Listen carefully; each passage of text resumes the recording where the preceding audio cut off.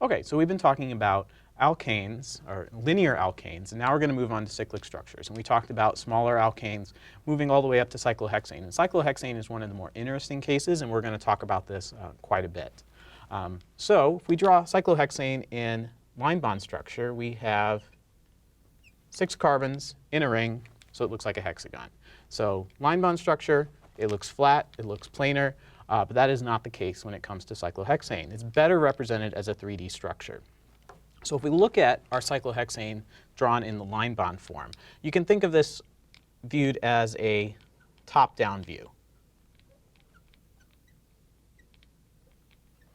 All right, so we're looking at the cyclohexane ring from the top, looking down, looking at the carbons in the ring. It's actually more of a 3D structure. So we're going to redraw this and give it some perspective. So in order to do so, we're going to draw it in the chair form. So the chair form is a 3D structure where some of the carbons point upwards, some of the carbons point downwards. So now we have our cyclohexane chair here. You can think of it, this is the top side and this is the bottom side. Right? And so the bonds towards the bottom, these are coming towards us in space. Right? So we'll give those a little bit of perspective. Okay? So on the cyclohexane ring, we have 2 different positions at each of the carbons. We have a position that points straight up and down, and so I'll label a hydrogen there. Right?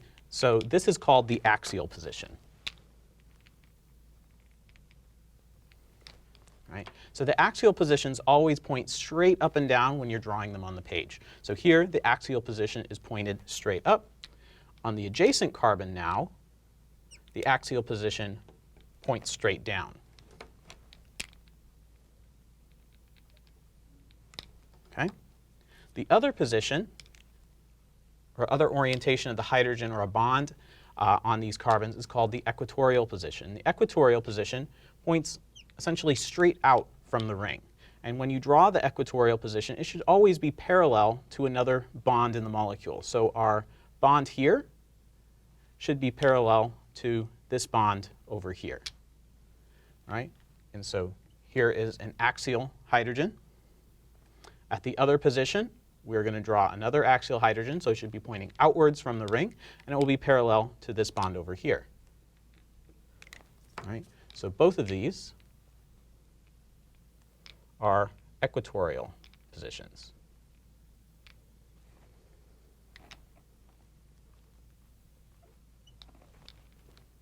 Okay? So in a basic cyclohexane structure, there's no preference for hydrogens being pointed upwards or downwards. So we can redraw our cyclohexane ring.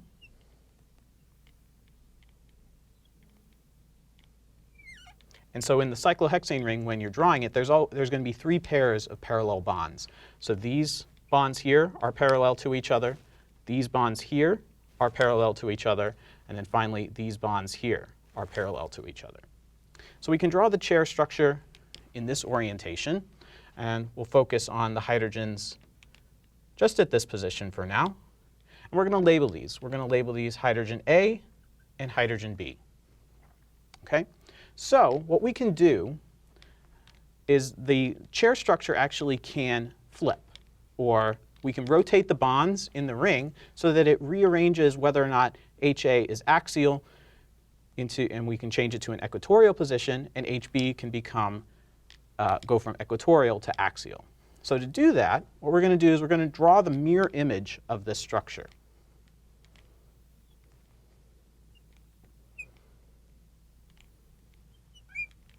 Okay? And so all we've done is taken this carbon here and we've rotated it and so it points down. So this carbon over here corresponds to this carbon over here. Maybe it'll help if we number them. So this is carbon 1, this is 2, 3, 4, 5, and 6. So we've taken carbon 1 and pointed downwards. So here's carbon 1. Carbon 2 is still in front, but instead of angling downwards, it's angling upwards. So there's carbon 2. And we keep going around the ring. carbon 3, carbon 4. So carbon 4 was the other end of the molecule pointing somewhat downwards. Now in this chair structure it points up. Here's 5 and here's 6. Okay? So what happened to our hydrogens at carbon 1? Well, at carbon 1, what we've done is we've angled this down. So now HB is going to be angled down even more, so now it becomes an axial substituent. So instead of being a equatorial pointed down, it becomes an axial pointed down. Hydrogen A was axial pointed up.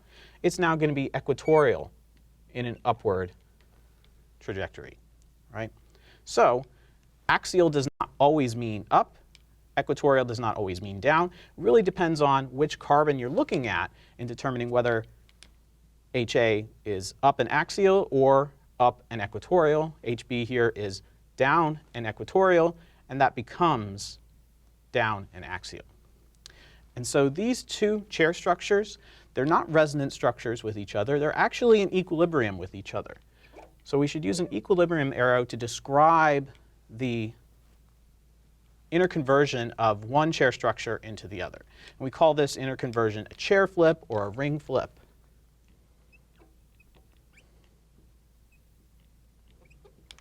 Okay? And so in the case of just vanilla plain cyclohexane, there's no preference between one or the other. So at equilibrium, you have a 50-50 mixture of these two structures.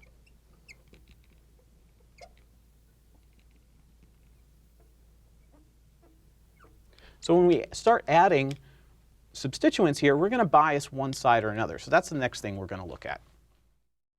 Okay, so we drew the chair structure for cyclohexane, and now we're going to start adding substituents and see what effects that will have on the chair structure and which chair structure may be preferred. So you might remember that we have, for just plain cyclohexane, we have one chair structure, and that's going to be in equilibrium with the other chair structure.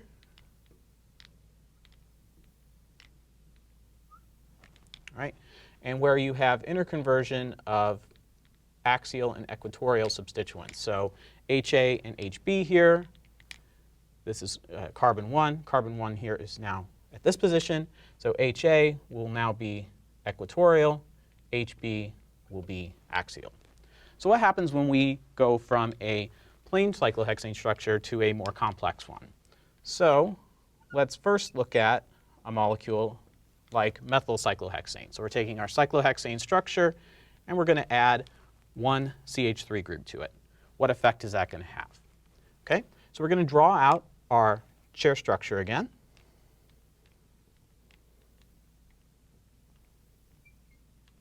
Okay, and we're just going to arbitrarily put the methyl group at carbon 1. Right? This is carbon 1 here. And we're going to put it in an axial position to start.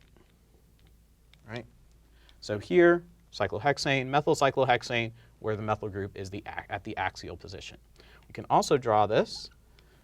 We can do the chair flip now.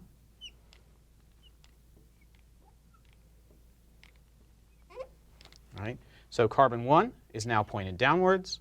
So our axial hydrogen, so our methyl group, our methyl group is pointed up. We also want to draw it as pointed up here. So instead of axial, it's now going to be upwards and equatorial. Okay? So now the question is, which of these is favored in this equilibrium? Remember, in our unsubstituted cyclohexane ring, it's a 50-50 mixture.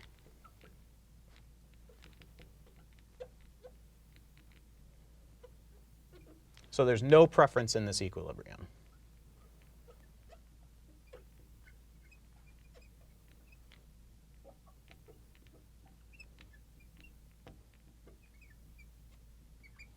Okay.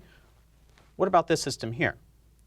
So we have to consider, what does the methyl group do and what can it interact with in either of these two structures? So we look at the equatorial position first. The equatorial position points outward from the ring. So it's not going to have any opportunity to interact with other parts of the ring. It's just pointing outward like a spoke on a wheel. It's not going to have any opportunity to bump into other atoms or other bonds.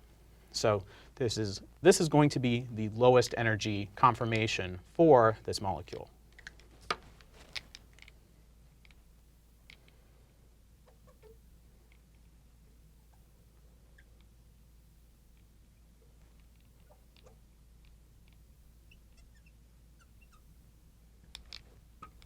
Okay, let's consider the axial methyl group. So the axial methyl group is now sticking upwards. So you might think, well, that's also sort of pointing away from the ring. But at the same time, you have other axial positions. And these other axial positions are going to have other substituents. So here, we're going to have two hydrogens here. Right? Hydrogens may be small, but there's going to be a slight interaction between our methyl group and our hydrogens here. They look far apart, as I've drawn them, but there's going to be some interaction between this hydrogen and this methyl group and this hydrogen and this methyl group. Right? They're going to bump into each other. Right? And so by orienting the methyl group in the axial position, we are increasing the energy of the system. We have to pay an energy penalty because we're bumping into these methyl groups.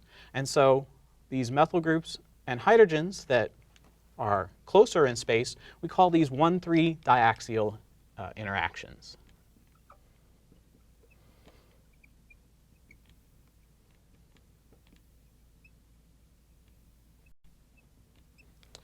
So when we have a 1,3 diaxial interaction, 1, 2, 3, so our methyl group is interacting with this hydrogen over here. Okay? So these have a few kcal per mole energy penalty that we have to pay to orient the methyl group in this axial orientation. Right? As we increase the size of whatever substituent we have here, we increase the energy penalty we have to pay. So a methyl group would be maybe only a few kcal per mole, but if we increase the size of this up to, say, a tert-butyl group, that would increase the energy penalty we have to pay up to over 20, maybe 30 kcals per mole. Right? So in this equilibrium, this conformation is going to be favored. And if we were going to give these some rough numbers about what proportion would be on either side of this equilibrium, we'd have maybe 5% axial to about 95% equatorial. Right? So it's definitely biased towards the lower energy conformation. If you go to something like tert-butyl, let's draw that out.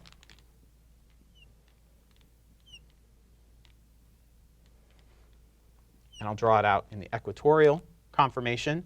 So the equatorial conformation would be something greater than 99.99%, and the axial component of that would be less than 0.01%. Right? So it's definitely biased towards putting substituents at the equatorial positions. So that deals with size. When we deal with multiple substituents, we're going to try and get the most substituents we can positioned equatorial, and that will be the lowest energy conformation. OK, so up to now we've only been looking at one substituent on the cyclohexane ring. Let's look at a more complicated system where we have multiple substituents on the cyclohexane ring. So here I'm going to draw out two isomers of dimethyl cyclohexane. I'm going to start with them in the flat line bond structure where we draw out a hexagon. So we're going to have two of these. Right? In our first structure, we're going to draw both of our methyl groups oriented upwards towards us. Right? So again, this is a top-down view.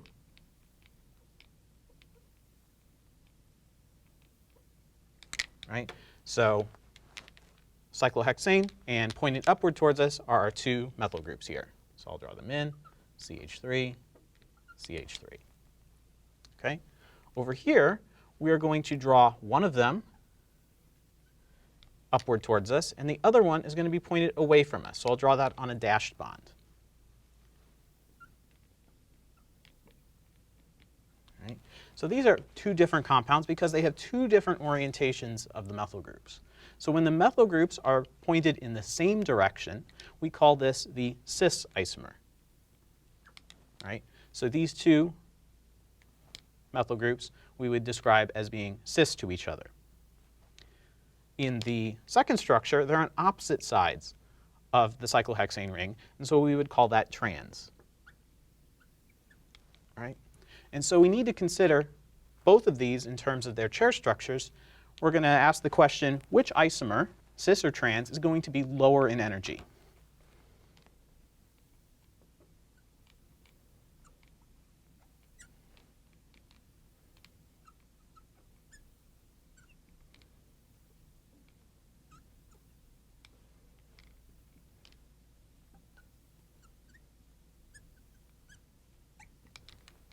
Okay, so let's go ahead and start by drawing out the various chair structures. And we're going to have to draw all the chair structures. So we're going to draw one and then do a chair flip. So let's first draw one of our chair structures here. All right, so let's go ahead and number the carbons on our ring. So we have 1, 2, 3, 4, 5, 6. So our methyl groups are always going to be at positions 1 and 2. So in our cyclohexane ring, I'm going to number it starting with this carbon over here. 1, 2, 3, 4, 5, 6. Right? As long as you're consistent in your numbering, it doesn't matter where you start with 1, 2, 3, or 4. Right? So here is our cyclohexane ring. We're going to put methyl group at position 1 and position 2. Both of these are going to be oriented up. Right? So at position 1, we want to orient our methyl group pointed upwards. Right? So remember, we have both an axial and an equatorial substituent at position 1. Right? And at position 1 here, we have a methyl group and a hydrogen. The hydrogen is on the dashed bond that we're not showing. We can omit hydrogens at times. So in this structure, methyl group is up. So in our cyclohexane ring structure, we also need to draw our chair structure. We need to draw the methyl group up. So in this case, the axial substituent points upwards, so that is where our methyl group is going to be. The equatorial substituent will be the hydrogen that we didn't draw over here. Okay? At position 2, our methyl group is also up. So if we draw in the bonds that are available there, we have an equatorial substituent and we have an axial substituent. Now in this case, at position 2, the equatorial substituent is now pointed up. And that's what we're looking for according to our line bond structure over here. So our methyl will now be equatorial, and the hydrogen that's not drawn here, which is on the dashed bond, will then be axial. Right? So here's our first chair structure. The cis isomer has one methyl group in an axial orientation and one in an equatorial orientation. Okay? Let's go ahead and draw the chair flip now. So remember, these are in equilibrium with each other.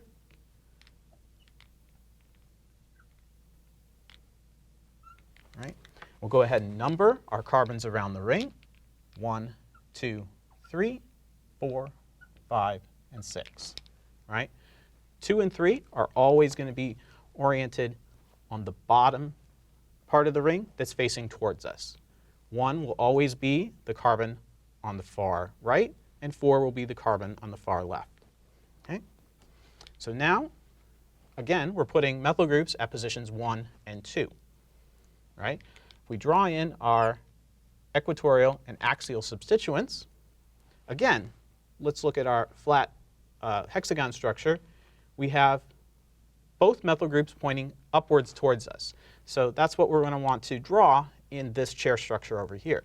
So now, at position 1, equatorial is angled upwards. So this is where our methyl group is going to be.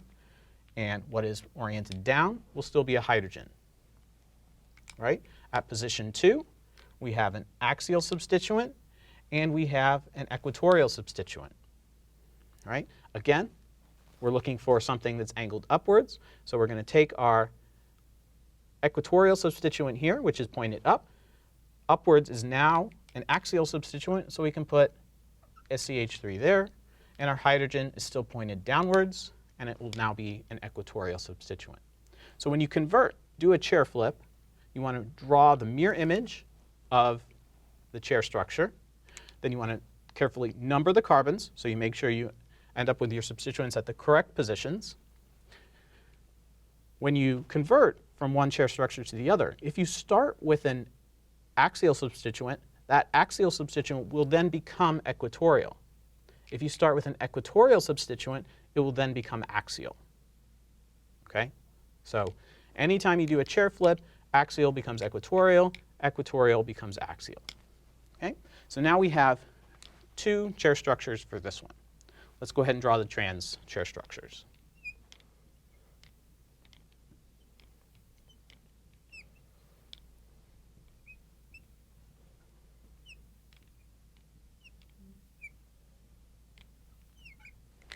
Okay, numbering the ring, 1, 2, 3, 4, 5, 6. 1, 2, 3, 4, 5, 6. Okay, now in the trans structure, let's go ahead and draw over here, 1, 2, 3, 4, 5, 6. Okay, carbon 1 has a methyl group on it, and it is oriented up. Carbon 2 now has a methyl group and is now oriented downwards. Okay, so we're going to do same thing, same process we did before.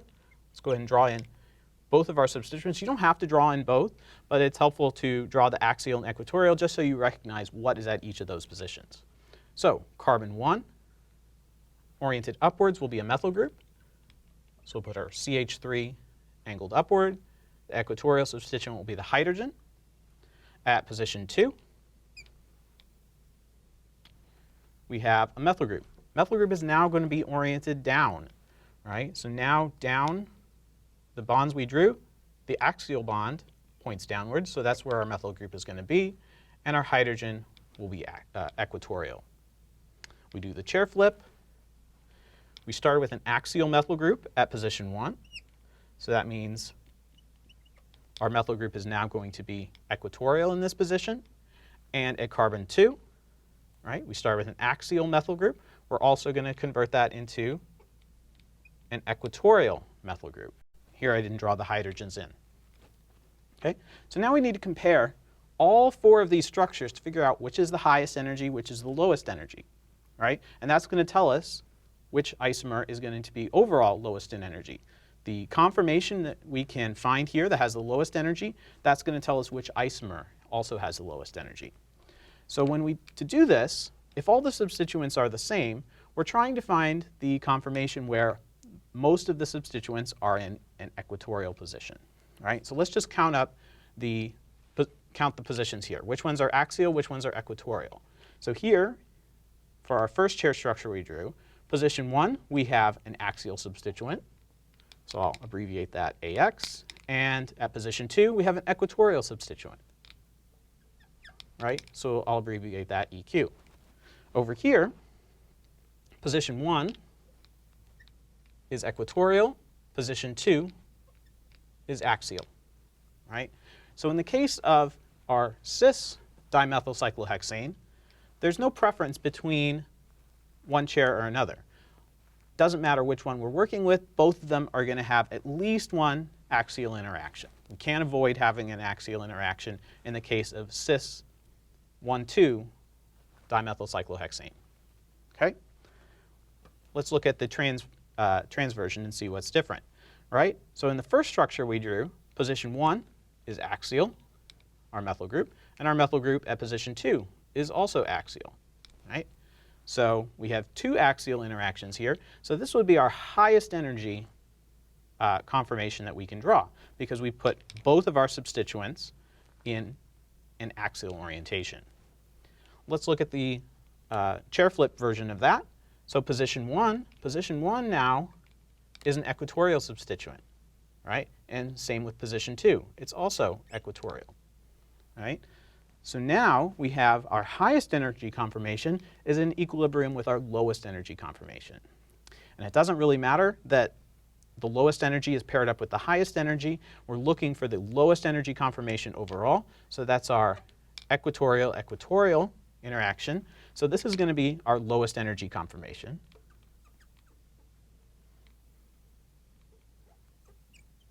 Right? And that means that trans overall is going to be the lower energy isomer.